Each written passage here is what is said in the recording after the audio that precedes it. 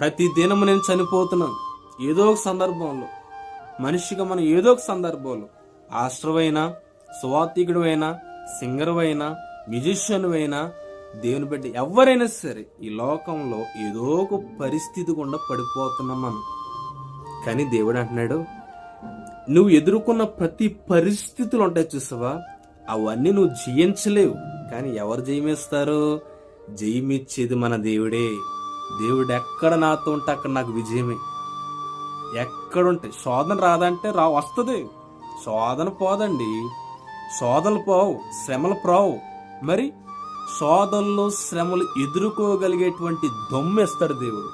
దేవుడు నీతో ఉంటే, దేవుడు మనతో ఉంటే శోధనలు రావంటే వస్తాయి, శ్రమలు వస్తాయి, కష్టాలు వస్తాయి, బాధలు వస్తాయి. కానీ దేవుడు నీతో ఉంటే ఎదుర్కోగలిగేటువంటి శక్తినిస్తాడు, ఎదుర్కోగలిగేటువంటి కృపనిస్తాడు, ఎదుర్కోగలిగేటువంటి ఆత్మ బలాన్ని ఇస్తాడు. Praise God. దేవునికి స్తోత్రం కలుగును గాక.